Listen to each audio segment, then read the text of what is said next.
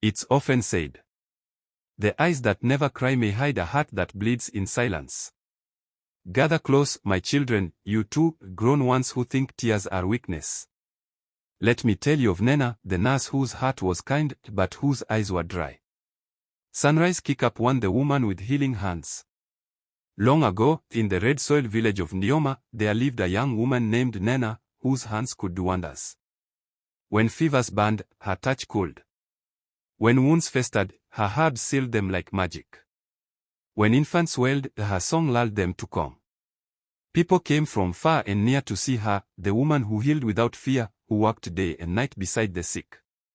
But there was one strange thing about her: Nena never cried. Not once. When the villagers mourned a loved one, her eyes stayed dry. When children died in her arms, she bowed her head but shed no tears. Is she made of stone? They whispered. Can a woman who does not weep truly understand pain?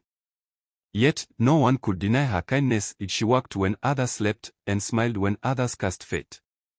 Cloud with rain kick up to the plague of silent death. One moonless season, a sickness fell upon the land. It came like smoke and silence. People coughed blood, their eyes dulled, their bodies failed. Homes turned to mourning grounds.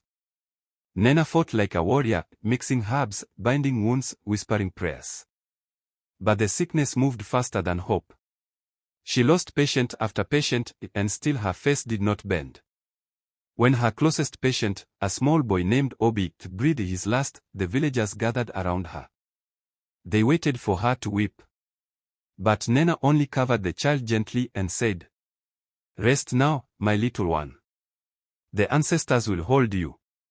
Her calm voice frightened them more than her silence. "Something is wrong with her," an old woman murmured. "Even the river cries when it loses fish." Fire kick up through the spirit of the mountain. That night, Nena could not sleep. She heard Obi's laughter in the wind, her patient's voices in the trees. Her chest felt heavy, but her eyes remained dry. So, before dawn, she climbed the mountain of spirits, where the wise old healer Nwanyagu lived, the woman who spoke with ancestors. When Nena reached her hut, she knelt and said, "Mother of medicine, I came to learn how to heal the one I have ignored, myself. My hands save lives, but my heart is heavy. Why can't I cry?" The old woman studied her quietly, then handed her a small clay bowl filled with clear spring water. "Child," she said, "these are the tears of those you could not save. Carry them to the river and let them fall from your own eyes. Only then will you understand what healing truly means." Droplet kick up for the tears of the forgotten. Nena walked to the river, carrying the clay bowl. She sat by the water and remembered. She remembered the mother who begged her to save her baby. She remembered the hunter who smiled before dying.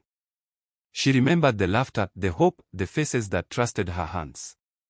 Her heart broke open like a gold dropped on stone. And at last, tears came. Slowly at first, then freely, until her sobs mixed with the sound of the river. Her tears fell into the bowl, and as they did, the clear water turned golden. From the wind, a whisper came, the voice of the spirit healer. "Now you can heal not just bodies, but hearts, including your own." Sun with face kick up 5 the river of healing. Nena returned to the village at sunrise. She poured the golden water into the dry earth at the center of the village. From that spot sprang a shimmering stream, cool and sweet. Those who drank from it felt not only their fevers fade, but their sadness ease. The old found peace, the young found courage, and the broken found hope. When they asked her what magic she had brought, Nena smiled gently and said, "It is not magic, my people. It is mercy. When the heart learns to cry, the spirit learns to heal." Full moon kick up 6 the woman who taught the world to feel. Years passed. Nena grew older, her hair silver, her smile deep as a river in the rainy season. Children called her Mama Nena, the river heart. Whenever someone felt too proud to cry, she would tell them, "Even the sky must weep to make the earth bloom. Do not fear tears, they are the medicine of the soul." And so, in the land of Ndioma, crying was no longer seen as weakness, but as a sign of strength, of being alive, of caring deeply. Morals of the story. Tears are not weakness, they are strength made visible. To heal others, you must also care for your own heart. True compassion comes from feeling, not from pride. Even the healer needs healing. Empathy is the water that keeps humanity alive. Candle closing line, the storyteller's voice. So, when your heart feels full and your eyes begin to rain, don't hold back. Remember Nena, the nurse who could not cry until she learned that even the healer must feel to truly heal. Droplet.